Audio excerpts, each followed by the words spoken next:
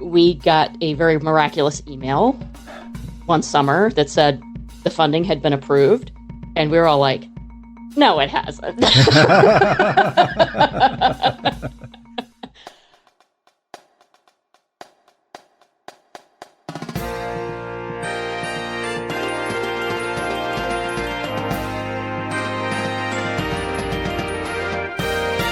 Hello, and welcome to episode 9 of the Bandwagon Podcast for the week of April 22nd, 2024. On this edition of the program, news and notes from around the band world, including good news or new goods for a couple of college bands. A titan of the Massachusetts music education community passes away. A brief reminder of what 4 years ago felt like in the band world. And I have a conversation with a local college band director, and given the content of this podcast so far, it might not be the one you think. I'm your host, Rob Hammerton.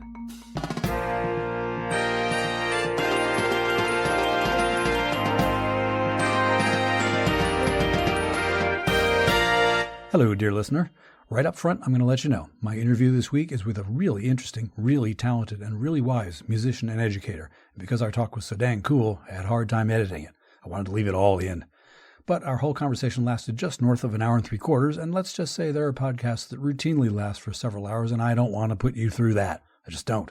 So I've made sure the other segments of this week's episode are more concise, something I could stand to do more often anyway. Everybody wins. So tape up your rifles, and away we go. Let's play the first strain.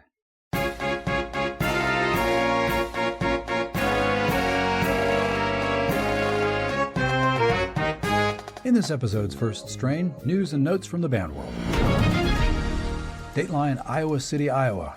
The University of Iowa Hawkeye bands have been in, or at least adjacent to, the news this spring with the success of the Iowa women's basketball team. But here's a news item that's about the band specifically. As part of the University of Iowa's annual fundraising effort, One Day for Iowa, 2 financial donations totaling $40,000 were designated for use by the Hawkeye Marching Band. The band plans to use those funds to purchase a line of alto and tenor saxophones, which will be used on game days beginning this fall. The new instruments will be purchased in memory of Hawkeye Marching Band alum Stacy Thompson. Dateline, Fulton, Missouri. William Woods University has announced plans to establish a band program to begin operations this coming fall as a marching band and then to transition into pep band and concert band functions at the end of football season. They actually made the announcement back in October, but this podcast didn't exist then, so we're catching up. William Woods president, Dr. Jeremy Moreland, said, quote, "Adding an official William Woods band will significantly add to our campus culture, build school spirit, and provide new arts opportunities for our prospective students. And it fits right into our ongoing commitment of improving the total campus experience of all of our students, both inside and outside the classroom." In addition to plans for establishing athletic and concert band activity, a jazz band and chamber ensembles are also being considered. Dr. Alex Kirby, assistant professor in the university's School of Humanities, has been actively recruiting new band ensemble members through serving as a clinician at area high school band rehearsals and attending marching band competitions to connect with area directors and students. Kirby said, quote, "It truly is an exciting time for the arts at William Woods. So many institutions across the nations are cutting the arts, and to see William Woods actively investing in them is exciting to see." The 150-year-old university plans to recruit at least 18 members for the band's first year of 2024-2025, building to eventually having around 70 to 80 members. Students will have an opportunity to audition for band scholarships of up to $5,000. Last May, the university also announced the addition of its first ever intercollegiate football program, which will begin play this fall. Last August, the university also welcomed its largest incoming class, 456 students, with 298 residential students and 158 online. So that 70 to 80 member band estimate is not, I would judge, too small.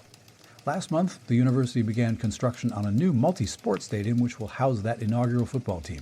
The stadium will also house men's and women's soccer teams and the new women's flag football team. It's expected to seat around 2,500 spectators with an enclosed press box and an artificial turf playing field. The turf field will keep the Woods athletic teams from needing to travel up to 30 miles off campus to play home games in inclement weather, as they used to. Needless to say, most listeners of this podcast will recognize this stadium element's immediate benefit to the marching band. According to university officials, the new stadium will be completed by June. And an editorial thought here. Your ears do not deceive you. They expect to build a stadium in 3 months. We'll keep an eye on that effort. Another editorial thought occurred to me. The announcement of the establishment of a new band came this past October. The football home opener is scheduled for September 14. If this venture is successful, will it set records for zero to band in the shortest amount of time? Anyone have any experience with this? Let me know. And that's news and notes from the band world for this week. If you have a news item you think should be included in this segment, send me a link via email to heybandwagon@yahoo.com. Now we'll take a quick break and meet you on the other side with more Bandwagon.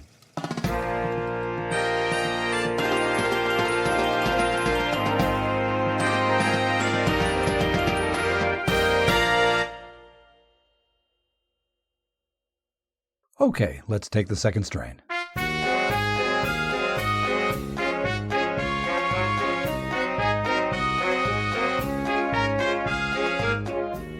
In this week's second strain, as promised, a eulogy to a titan of the music education community in Massachusetts, from me, someone who barely knew him. In the mid-2000s, I got involved with the Massachusetts Music Educators Association in a capacity that was more than just being a dues-paying member by way of joining the All-State Concert Committee. I was the assistant manager, and then a year later the manager of the All-State Concert Band. In so doing, I got to rub elbows with some of the leading lights of the Massachusetts music ed community at the time. Some of them were on the concert committee, others I interacted with by association with that group. Just about any time I would cross paths with people like Jeff Leonard or Levada Studley, and Massachusetts music teachers will know who I'm referring to here. And those people would wave and say, "Hey, Rob," as if they actually knew me or something. Well, I had a tiny bit of a fanboy moment. I would think to myself, they're all justly famous people, and yet they're so genuinely pleasant to little old me, a relative upstart in the music ed world. Paul Alberta, talk about a titan of the industry, an absolute legend of Massachusetts music education, to the point that as a high school music student I knew his name, left us early this month at the age of 82. A justly famous gentleman indeed. I don't have a great volume of Paul Alberta anecdotes, just one really. One of my tasks as All-State Band Manager was to find people to judge the All-State auditions. A number of people left me clues as to who would probably be willing, and I sent them emails and got responses. Happily accept, sadly decline. I asked Mr. Alberta, calling him Mr. Alberta, if he would be willing to be the clarinet audition room guy. He replied by email, "Hi Rob, I would be delighted to adjudicate the Massachusetts All-State auditions. Thank you for asking. Send me all related information." I hoped that he was smiling when he typed that. It sure seemed like it. But I remembered seeing him at an All-State conference a few years before that, and he had looked gruff. So I didn't get my hopes up overly. On All-State audition day, everything went pretty smoothly, if I remember correctly, except that the clarinet auditions were progressively later and later than their assigned times as the day went on. "Oh," said someone, I don't remember who, "that's Paul. He spends a little more time with auditioners than anybody else. We'll see if we can goose him a little bit." They couldn't, but that's not the point of this story. Auditions finished up, and as it happened, the All-State Band Clarinet section that year was very good. Its section leader was phenomenal, and I mean that. And the young man had an opportunity to show off that skill in an extended clarinet solo mid-program. And in the back of the rehearsal room, a number of us traded glances and said, "Good call, Paul." Well, I still called him Mr. Alberta, even though he wasn't even in the room. A few days after the All-State concert was over, I sent emails of gratitude to all the people who had accepted my invitation to judge the auditions. The polite thing to do, as I had been taught. It wasn't the only reply I got from any of them, but Mr. Alberta's reply came back. "Hi, Rob. Thanks for the kind words. Very much appreciated. I'm glad that the clarinet section performed well. Let me know if I can again be of assistance to you next year. Have a great summer."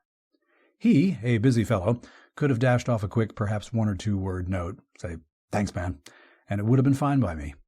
But instead, he sent a note that, to my eye, definitely had been written while smiling. I fanboyed out again. More than 4 years later, and I do not for the life of me remember what the occasion was, I crossed paths with him, for only the second time ever. He recognized me, and I refer you back to the beginning of this segment and my thoughts about justly famous people. And we conversed briefly, during which time he said to me, "I still have your email." You know, the one I'd sent to thank him for crafting a kick-ass all-state clarinet section. He remembered that little detail. He'd kept that email. I marveled at the idea. I still marvel.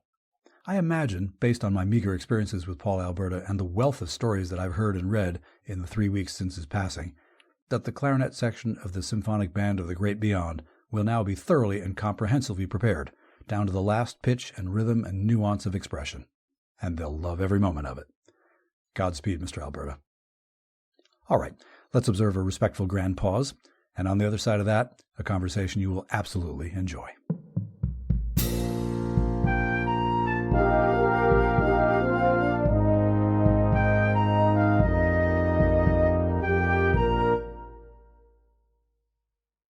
Okay, let's modulate and get into the trio section.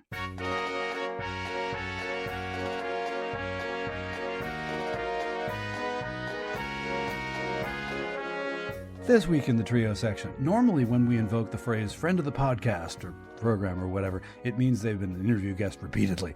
And obviously the Bandwagon Podcast Project is not yet old enough to have return state visits. But I'm still willing to use this phrase to describe this week's conversation partner because right from the beginning, from day number one, when I whispered to the internet, I might give this thing a go, she has been nothing but supportive and raw and go team. Clearly, her resume gets a little more involved than that. She's a saxophonist, an educator, a conductor. She's got endorsement deals with Yamaha and Dario and Rovner products. And if you're listening in Massachusetts or southern New Hampshire, she's a local college band director. Oh, and she's a bagpiper as well. So I'm looking forward to talking about any or all of that today with her. So welcome to the program, Dr. Amy McGLOTHLIN. Amy. Hi, Rob. It's great to be here. Thanks for having me. Good to have you aboard. We have talked about this for a little while. We have. As you say, I work. With all those resume points, we could go anywhere with this. And the setup you've got, your current teaching hitch, is one that I've actually heard and experienced live in person a little bit. And it is of interest to me because I'm not sure how common it really is. But first, let's introduce you further to our listenership by way of a few quick fire questions. Big mystery here. We've already given it away. What's your primary instrument? Well, my primary instrument is saxophone. I am a woodwind doubler. I play clarinet as well, and I can make noise on a flute and push down buttons. I have said a similar thing about a number of instruments. I have said things like, I can get beginners to chapter 4. There you go. There you go. That's about it for flute for me. Definitely not playing a reed 1 book in a pit orchestra, but I'm happy on a reed 3 book any day. I have occasionally thought I'd love to play in a pit orchestra, but I literally can't. I don't believe that. I might be reed 5 or 6. If I was music directing a pit orchestra, I would definitely hire you. Okay, I would want to see the book and just make sure there's not some English horn cue that I had to cover. Just cover it on saxophone. It'll be fine. I did play with a local high school's Into the Woods production, and I took the bassoon part and I redid it for Barry sax. But I wasn't actually playing the actual bassoon because that also ain't happening. Yeah, no. There's too many buttons for your thumb. Thank you. I can't keep track of all that. That's too much for me. I have often thought you need at least 2 thumbs on each hand to make that thing work, seems like. Yeah, I can barely keep track of a low C bass clarinet thumb work, so... I sat in the BU wind ensemble as a graduate student behind the bassoons, and I would occasionally glance and just go... I want to push down one thing and know what's coming out. Yes. That's exactly why I don't play brass. I don't know how people teach brass. It blows my mind every day. I taught beginner brass, and it was the most terrifying thing because I thought to myself, and I started on trumpet in 4th grade and kind of moved away from it because of reasons, mostly range reasons. But yeah, okay, kids, so C, this is C, and this is also G, and here's how we're going to get you there. Yeah, when there's more than one option for fingering. Left hand 1 and 2 is an A. And let's not even talk about, can we not grouse about clarinets? You know what? The clarinet would be the perfect instrument if it were a saxophone. It's got a better range. It has a beautiful sound. Why can't it just have saxophone closed holes and fingerings? I see why the clarinet and the saxophone are in the same room. The similarities end at the single reed, in my opinion. And when I went to teach beginner clarinet, I grabbed hold of a clarinet and I went after it, and I didn't understand why my saxophone embouchure was not helping me. Right. Oh, okay, so I'm looking forward, but my clarinet is playing downward, and that makes it better. Oh, but it took me an afternoon to go, why can't I do this? I went to college. It's hard as an adult, and I teach a lot of adults because we can intellectually understand how an instrument is supposed to work, and we can understand what we're supposed to do. And we think because intellectually we grasp that we should just be able to physically make it happen. Mm-hmm. And that's just not how it works. Whereas with little kids, they don't know and they don't care. So you just tell them what to do and they do it and they think it's fantastic. And you do that with an adult and it takes more repetitions because their neurons don't fire at the same rate as kids do. Yeah. And it just takes longer for an adult to learn these things. So it's frustrating for adults to learn an instrument if they've never done that before. And the neural pathways are kind of set. They are. I mean, your brain is literally wired for whatever you did between the ages of 9 and 14. So I tell adults that if they played any instrument for any amount of time when they were smaller, middle school age, that they're more likely to have success as an adult, even learning a brand new instrument. Someone who's never played an instrument at all, it's just going to take longer. I think it's helpful to kind of explain to them that you have to consider it a long pathway. It's a journey over time. And there is no, where am I supposed to be at this point? I've been playing for 6 months. Shouldn't I be further along? No. You are wherever you are. In the note that you made about teaching adults, I am reminded to kind of get back to the questions, and one of which is, what is your current band-related role? Yes, so I am currently the director of bands at Fitchburg State University. In that role, I direct the concert band and the jazz band. I also teach music technology courses and also a general ed music lecture course every semester, which just depends on what is needed or what is in the schedule. Every other spring, I teach history of jazz, and every fall, I teach world music. And right now, I'm teaching a music appreciation class. So it just depends on what the department needs filled, but that is part of my role there. What bands have you been active with in your life, whether it's playing or it's not? Oh, my. So I have a list. I have a list. She's got a little list. Yeah. So I'll go back to high school. So in high school, I was, of course, in the concert band. I was in the marching band. I was actually a drum major for 4 years in my marching band.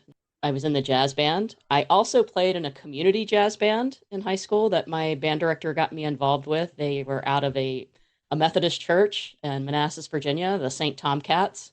I credit them with giving me an opportunity to really learn how to play in a jazz ensemble.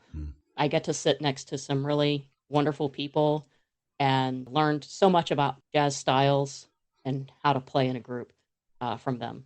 I went to college at Marshall University, and while I was there, I was in the Wind Symphony Jazz Ensemble, the marching band, the Marching Thunder. I was also the president of Kappa Kappa Psi there. I started a master's degree at the University of Florida. I was in the wind ensemble there. I was a marching band assistant. And now, I mean, you graduate from college and there's no more band. You know what I mean? Yeah. Like we lose these opportunities to be in band once we get out of college. So I'm always seeking opportunities to play in an ensemble because I just don't get to do it very often anymore. So every summer, there's a wonderful wind ensemble in Maine, the Acadia Wind Ensemble. It's a 2-day festival. We bring in Tony Maiello to conduct, and 2 solid mouth-aching days of rehearsal followed by a concert, and it's fantastic. So we go up for that, and it's a great way to kind of reconnect with friends and play some really great music. Also, the New England Band Directors Institute conference, which happens in New Hampshire, fabulous reading sessions. It's a great way for me to play with my colleagues, but also kind of get into my ears a lot of new music that is being published. So it serves a lot of purposes for me. And then lastly, you mentioned I also play bagpipes, and I'm the pipe major of the Clan McPherson Pipes and Drums in Lawrence, Massachusetts. And I also was a member of the Catamount Pipe Band in Vermont for a few years, where we traveled and competed in the World Pipe Band Championships in Glasgow, Scotland. There's a musical activity that I know next to nothing about, and my father came from the UK, and I thought I was familiar with that sort of music, but it was an eye-opener, and yes, there's a version of DCI finals for that. There is, and I can tell you that pipe band world is filled with some of the best musicians I have ever heard. They are incredibly virtuosic players, technique-wise. And it's amazing because they all just have regular day jobs. They don't consider themselves professional musicians, and they play at some of the highest levels of musicianship and ensemble unity that I've ever heard.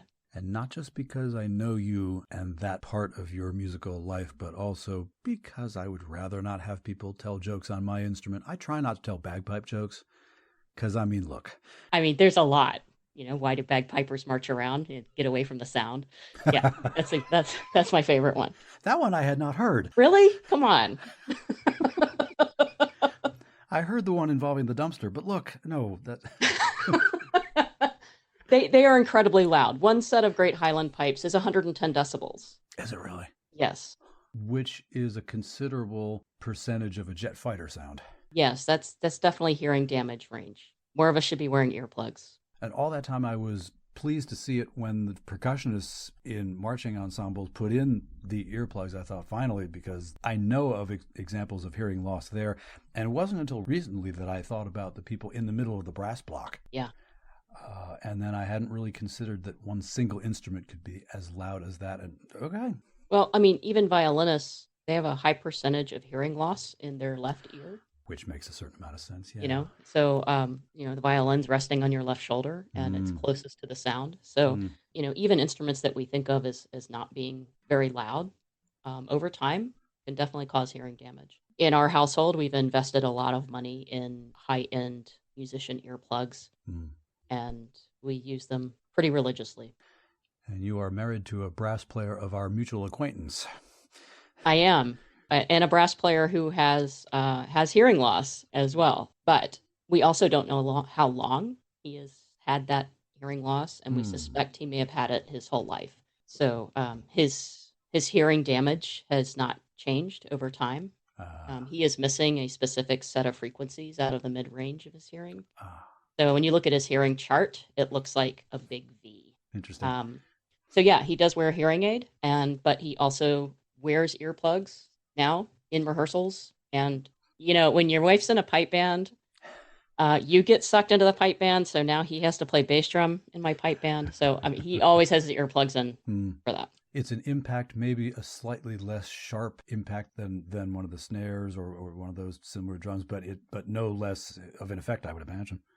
Right, but he's also in the center of all that sound. And we do rehearse indoors in a rather low-ceilinged room. It's not a band room. So it's kind of a high-pressure hearing situation in there. A perfect storm for that sort of thing. Yes, right. Very much so.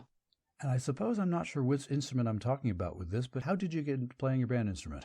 All right. Well, you might actually find this story familiar. But so when I was little, I always wanted to be a musician. I always knew that from the time I was 4 or 5 years old.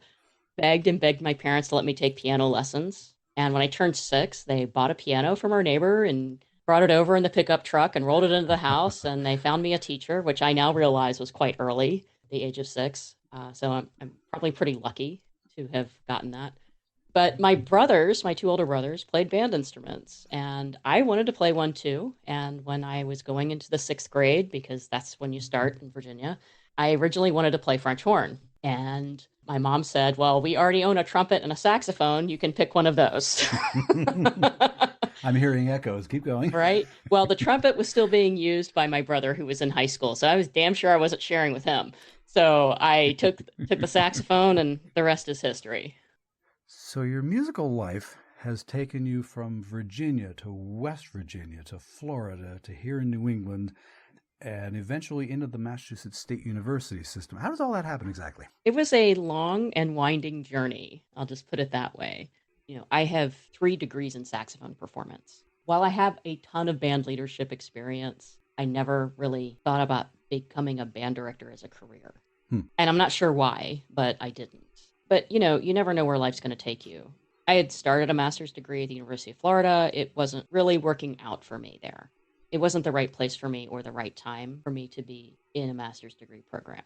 My experience in the band department there was fantastic. So I have nothing bad to say about that. In fact, some of the best friends of my entire life I made working with the University of Florida band, and still in touch with them and communicate with them on almost daily basis. But on a personal level, it just wasn't a good time for me to be getting my master's degree. And I took a break. I ended up moving to New England for a job. That job was outside of music. I was actually working in IT, and I worked in the IT world for about 7 or 8 years. I worked for a private financial firm in Boston, and I was really getting the itch to get back into music and get back into saxophone. And when I started doing my research, I realized that Ken Radnofsky is the person who teaches all the classical saxophonists in Boston. And I didn't know Ken at all. So I started poking around, and I found someone nearby who was one of his former students. And so I called him up. I said, hey, this is where I am, and this is what I'm looking to do. And I was hoping I could, maybe get some lessons with you so that I could get ready for some lessons with Ken. And he immediately said, oh, I think you should just study with Ken now. I'll call him for you. And I said, oh, okay. And an hour later, Ken calls me and says, my student called me and they told me your story, and I would very much like to teach you. And I would like for you to come and play for me, and you can decide if I'm the right teacher for you. He goes, because you're not auditioning for me, I'm auditioning for you. Oh. And I am suddenly having this revelation of this is the opposite of almost every experience I've ever had with teachers. So I said, well, okay. So I scheduled a lesson. I went and did my lesson, and it was great. And I mean, keep in mind, I hadn't really played on a consistent basis for a number of years, like 5 or 6 years at that point. So, I mean, really was out of shape. But we scheduled some more lessons. And after about a month, this is like end of October of like 2003. And he says to me, so are you going to go back to school or what? I mean, I've only taken like 3 lessons with the guy, right? So I said, well, I was thinking about, taking lessons for a year and getting ready and then doing some auditions next year. And he says, you're ready now. He goes, application deadlines are December 1st. Let me know what you're doing next week. I came back the next week and I said, yeah, sure, let's do it. So, I did auditions at all 3 conservatories in Boston: Longy, Boston Conservatory, New England Conservatory. I got into all 3. I got scholarship money at all 3. I ended up choosing to go to the Longy School. I felt it was the right place for me at that time, which I still believe it was a great place for me to kind of work on who I was as a saxophonist without a lot of pressure of being around a large studio of saxophonists. Okay. And I mean, he taught at all 3 schools, so it didn't matter to him where I went. And it allowed me to kind of grow back into being the musician I was supposed to be to begin with. So I'm grateful for that opportunity. But I really credit Ken with believing in who I was and believing in my potential from the outset, because he was the person I needed, and he has an innate ability to be able to figure out where his students' potentials and limits are and push up to that edge without going overboard. So I'm incredibly grateful for the opportunities that he gave me. And I know Ken very well. And if he hears that, he will say that I gave myself my own opportunities. But but definitely a huge influence there. And so that's how I ended up getting back into music in New England. And I was already living here, finished my master's at Longy. I ended up leaving the IT world. I was self-employed for a number of years, working as an adjunct and teaching a large number of middle school and high school students on saxophone, upwards of 53 to 60 a week. And that's what I did for a long time, probably a dozen years over the course of finishing my master's, working on my doctorate and finishing that before I got this full-time opportunity at Fitchburg State. I am always fascinated with and pleased to hear stories that are basically right place, right time. Yes. You know what? I'm a huge believer in if something is not working out, there's a reason it's not working out. And, a lot of people stick things out on that kind of sunk cost fallacy, or I've invested all this time here, I might as well finish. And I say, if you feel like you're in the wrong place academically, take a step back and figure out where you're supposed to be, because there's a better place for you. Yeah. I could even amend that: right place, right time, right people. Yes. Because I've experienced those 3 in combination. Right. So Fitchburg State comes along, and you have described a little bit about what you're doing, but the thing that specifically has interested me from the moment that I first went to a concert over there was that the large ensembles over there, the band and the orchestra as well, are an interesting arrangement. They're an interesting combination of things. Talk a little bit about that. Yeah, so we have a large number of community members, non-students, in our ensembles. When I was conducting the concert band at Salem State, my previous position, we were not scheduled in a time slot that would have allowed for community members to participate. So we always had some holes in the rehearsal process, and I would bring in some folks at the end to kind of fill out the voices that we needed. And when I was interviewing for the position at Fitchburg State, they met in the evening, and right away it was clear to me there are quite a few community members. Some of those are alumni of that band, so they went to school there and have just stayed and played. We have a few current and former professors in the group. Of music or of... No, of different disciplines. Right now I have a retired professor who plays saxophone in my group from the psychology department. So it really goes to show how important music is in people's lives. One of the questions I was asked by one of the band members was, will you continue to allow community members to play in the ensemble? And I'm looking around and I'm like, yes, of course. Well, why would I not allow that? I mean, one, I won't have a band, but more importantly, you're in here playing, and that's what's important. You're getting the opportunity to have music in your life. And, one of the important aspects of our school is a focus on improving relations with the community and having the local community on our campus for programs and events. So I think this fulfills that quite nicely. The people who were there my first year are still there now in my 6th year. Can't believe that. And this year have picked up even more community members. So some of them are former band directors from around the area. So, they want a place to play too. Yeah. At times, it can be difficult to try and pick repertoire because, inevitably you have different levels of abilities. But I've never been sorry about raising the bar. Yeah. And I really rolled the dice on that last year. Last summer, I picked out a program and I was like, this is a lot of hard music. And I usually pick at least 1 or 2 harder pieces and a few that are a little bit more easily attainable. And they like that. They like having that challenge. But this fall, I said, you know what? I'm just going to do it and let's see what happens. And they rose to the occasion. And so I'm definitely not sorry. I've never been sorry for raising the bar on a group. And I think the key to success with that is letting them know, 1, it's okay to make mistakes, but 2, that you believe that they are capable of doing that. So yeah, that's the concert band. And, the community orchestra is similar makeup where it's a large number of community members. There are not a lot of string programs in central Massachusetts in secondary schools. So we actually have quite a few string players from the local community who are in secondary school who don't have a school orchestra to play in.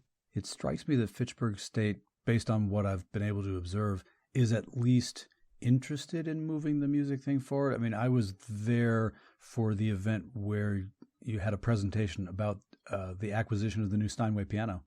Oh, yes. And this long predates me. We have colleagues who have been working on this project for a long time, but we are very close to achieving our all Steinway status. But in order to do so, your pianos have to be at a certain condition. And the piano that we had in our main auditorium, while still quite serviceable, was also close to 50 years old. And when an institutional piano kind of reaches that age, you run out of room to actually be able to tune it. So when you're tuning the piano and screwing in the tuning pin, eventually you run out of space. You can't screw it in any further. So we were getting very close to that with that piano, that we were not going to be able to keep that piano in a condition that was acceptable for an all Steinway status. There's a budget request process in academia that you have to go through for large purchases. And you dump your requests into this pool, and it travels up a ladder along with every other department's requests, and they have some meetings and decide what they're going to spend this money on. We had a smaller piano as a Steinway Model B in that auditorium, but it wasn't really a big enough piano for that space. So every year we would submit our request for a Model D, which is the 9-foot concert grand, as our first choice, and as our backup, the B model. So if we can't get the one we really need, maybe we'll get one that we already have and replace it with that way. I mean, the difference in cost is a lot. It's almost double the price for the big one. And so we got a very miraculous email one summer that said the funding had been approved. And we were all like, no, it hasn't.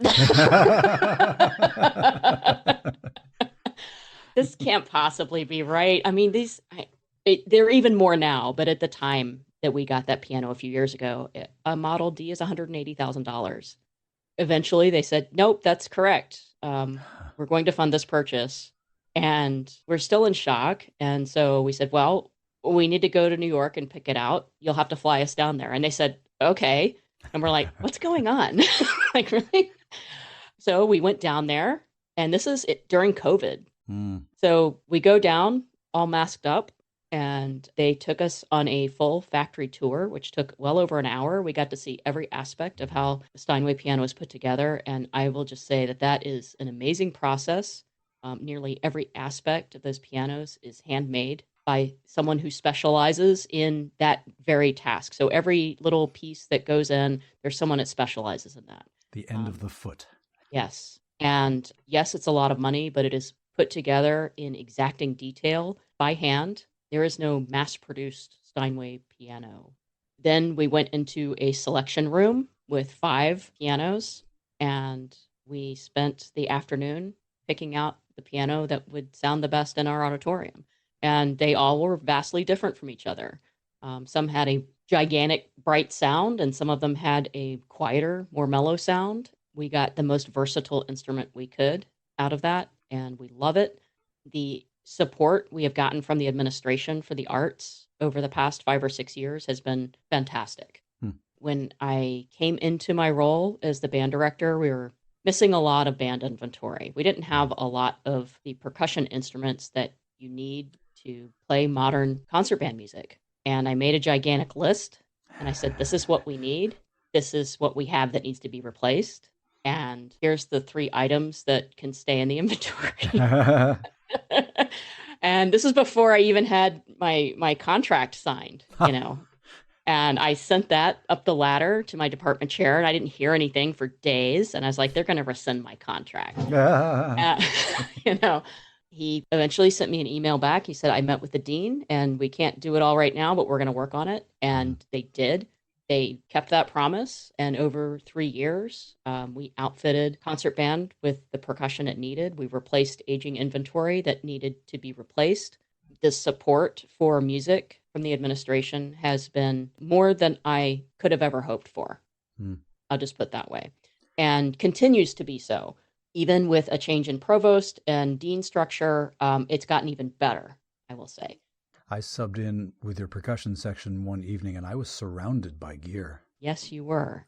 Yeah, we have all the gear now. Frankly, the only thing I'm missing is some items that no one needs to pay thousands of dollars for to play once every 6 years. So I wasn't wrong. There's something afoot. There's definitely things afoot. So it's an exciting time to be at Fitchburg State. Everything is growing. You know, I did also want to talk about my jazz band. Cool. When I first got there, had a few students in it, and I found out that, you know, we have a lot of students who play instruments at Fitchburg State, but a lot of students are afraid to join a college band because they think they're not good enough. So I kind of started a little campaign, and I took more of a modern band approach with the jazz band, where I take anyone on any instrument at any level. These students pick the music each semester. They come in with a list, we listen, they vote, and then we arrange for the level of our band. And you have done a couple of my arrangements when I did not have the time to do them, and they were fantastic. Thank you. So, you know, sometimes I have a really weird ensemble instrumentation. One semester I had 3 guitarists and a flute. But the advantage is the students are invested because they're playing the music that they picked out. Yeah. And they teach each other. And they know you're not going to hang them out to dry. That's right. Yeah. So I have 3 guitarists. Yeah, it's a lot of guitarists. But guess what? One of them is a beginner, and maybe he can only manage to play 1 chord per measure. Sure. And that's fine. Mm-hmm. And maybe one of the other guitarists is more advanced, and they can teach the others more chords. They can teach them other chord voicings. They love working together. So it's been a really good success.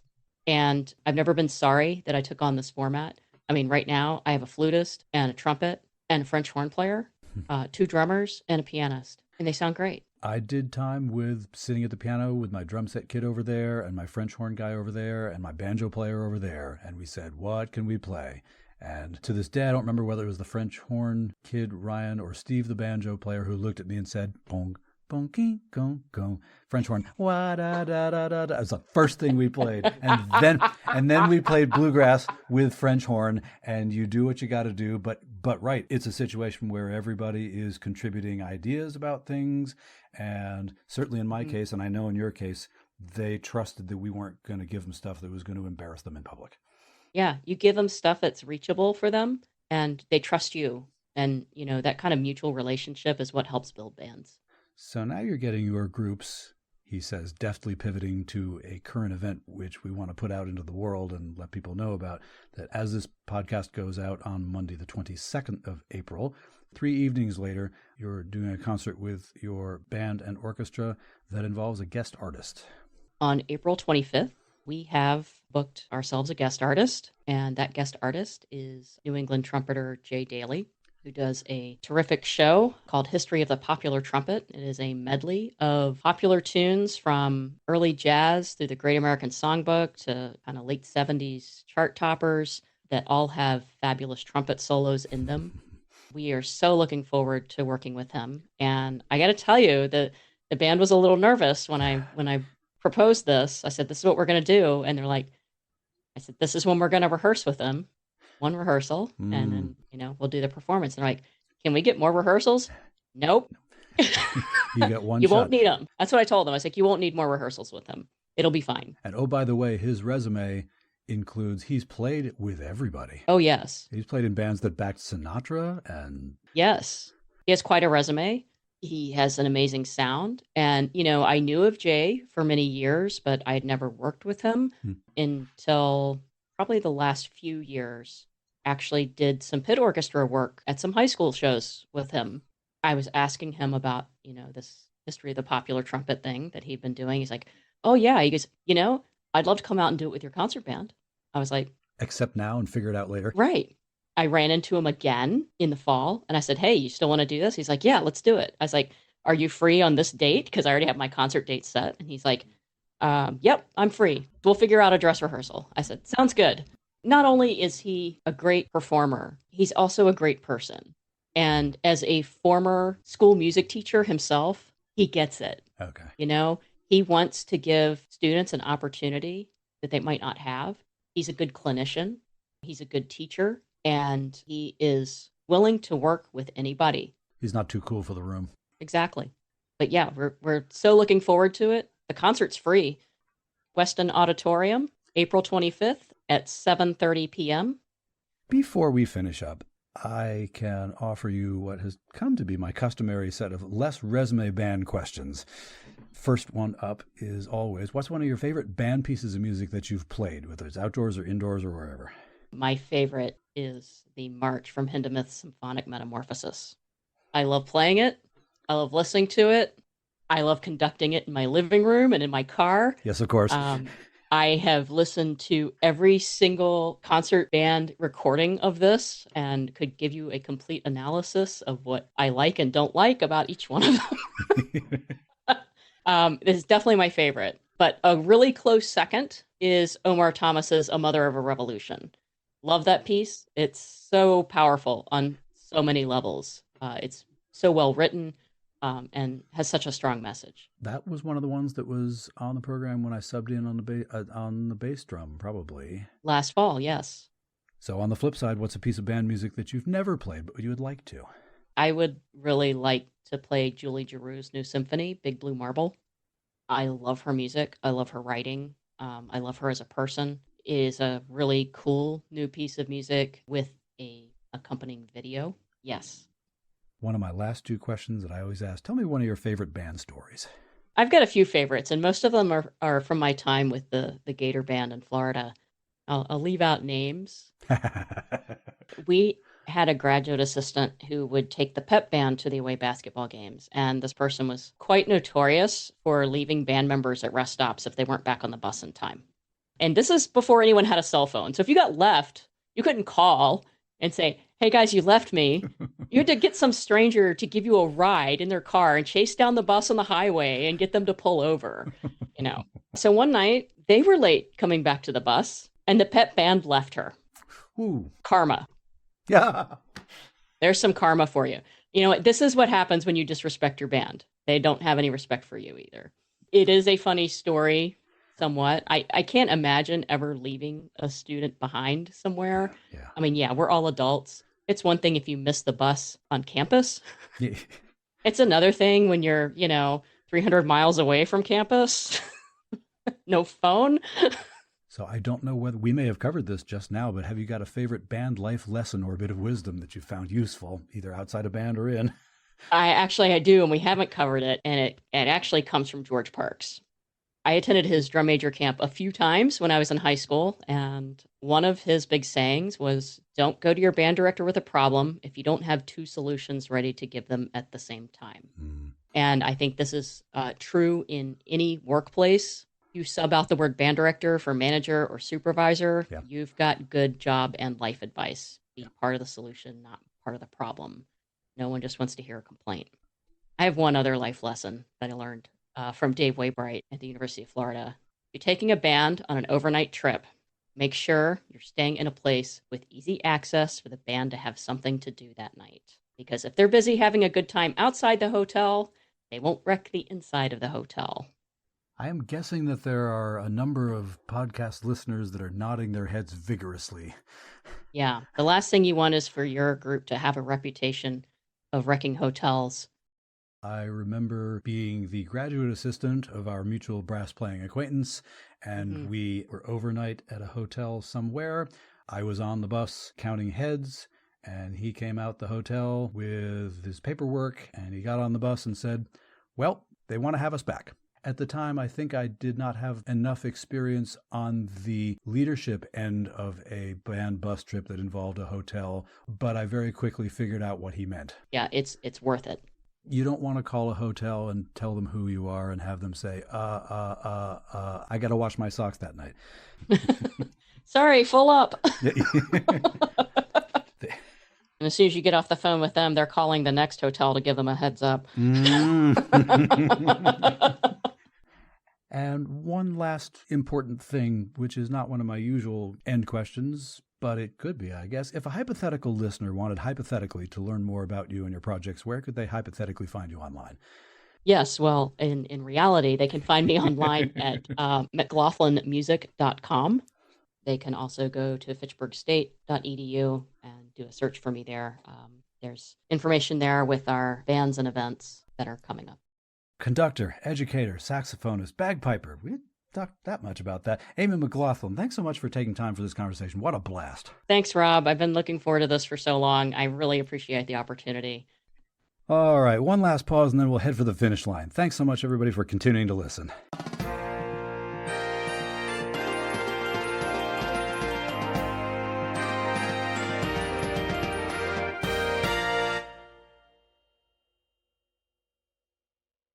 Here comes the dogfight.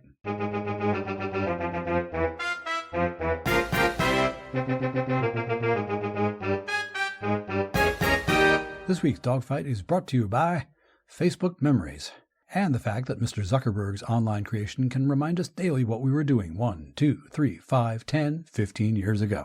In this case, Facebook recently offered me a memory from 4 years ago, and you know what that means. In brief, which this week I am, it was about a month into the COVID-19 lockdowns when many of us were wondering what band was going to look like on the other side of this thing, if there even was going to be anything on the other side of it. The memory that I was offered was this Facebook status update post of my own. My iTunes just played me the Boston Pops rendition of Stars and Stripes Forever, and something unusual happened as they got past the last dogfight and into the big finish, aka the company front.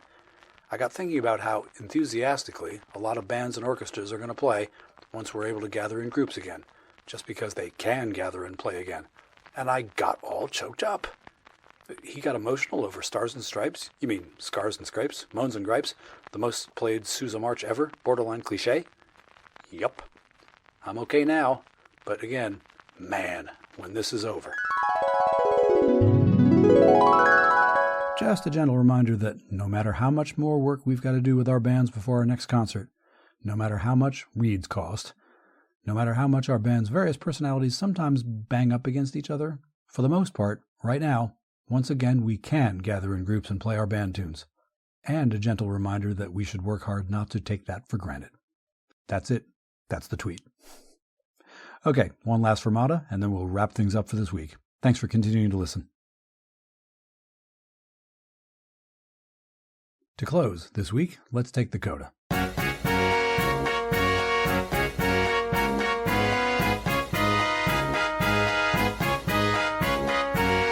For the coda this week, a brief reminder about last week's call to action. For an episode sometime next month, I'm wondering if you've got a graduation or commencement band story you want to share, or a story about a particular graduating band senior whom you've known or whom you've been. Funny, serious, whatever it is, I'd love to have you send it in an email or as a voicemail, and in mere seconds, I'll remind you how to do that.